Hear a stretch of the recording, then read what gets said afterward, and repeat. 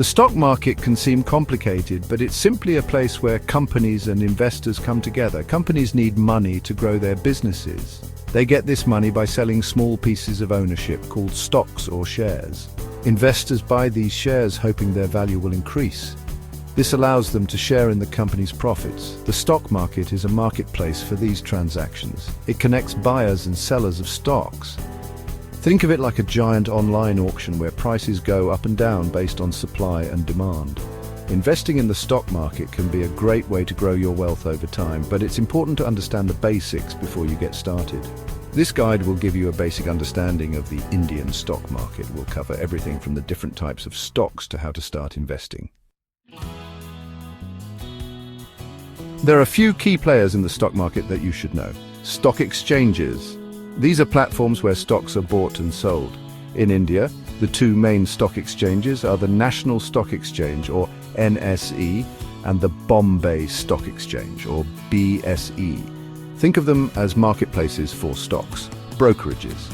These are companies that act as intermediaries between you and the stock exchanges. You need a brokerage account to buy and sell stocks. Choose your brokerage carefully as fees and services can vary. Investors. These are individuals or institutions that buy and sell stocks. Investors range from individuals like you and me to large institutions like mutual funds and pension funds. Understanding these key players will help you navigate the stock market with confidence.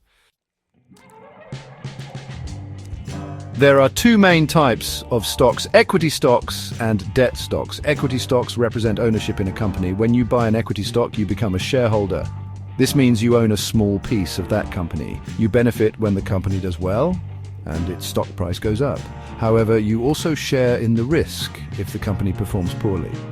Debt stocks, also known as bonds, are different. When you buy a debt stock, you are essentially lending money to the company.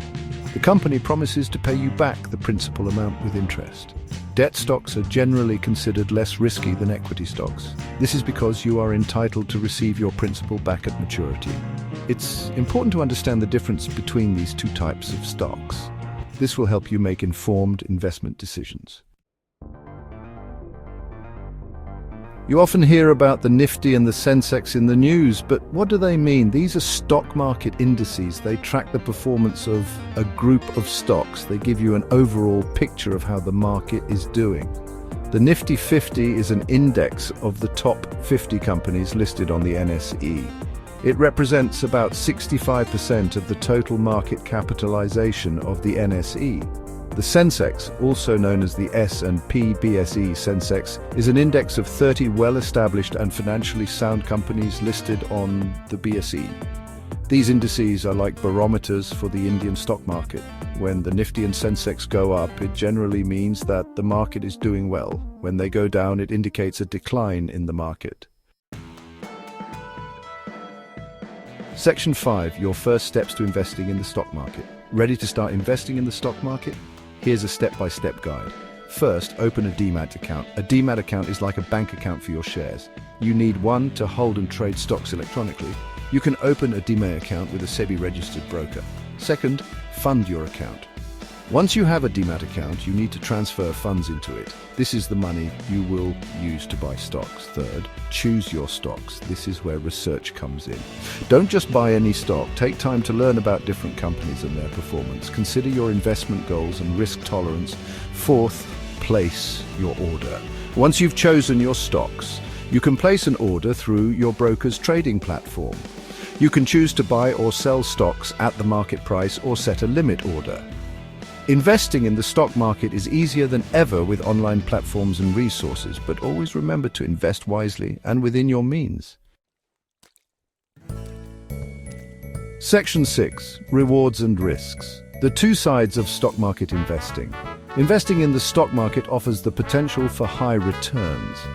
Over the long term, stocks have historically outperformed other asset classes like fixed deposits and gold. This makes them an attractive option for building wealth. However, it's important to remember that the stock market is inherently risky. Stock prices can fluctuate significantly in the short term. You could lose money if you invest in a company that performs poorly or if the overall market declines. Diversifying your portfolio Investing for the long term and staying informed about market trends can help mitigate risk. Section 7. Resources for Smart Investing, NSE and SEBI. Knowledge is power, especially when it comes to investing. Luckily, there are valuable resources available to help you. First, National Stock Exchange, NSE. The NSE website provides a wealth of information about the Indian stock market, including live stock prices, company information, and educational resources. Second, Securities and Exchange Board of India, CBI. As the regulatory body for the Indian securities market, SEBI's website offers investor education initiatives, guidelines for investors, and details about investor protection mechanisms. These resources provide valuable insights and guidance for investors of all levels.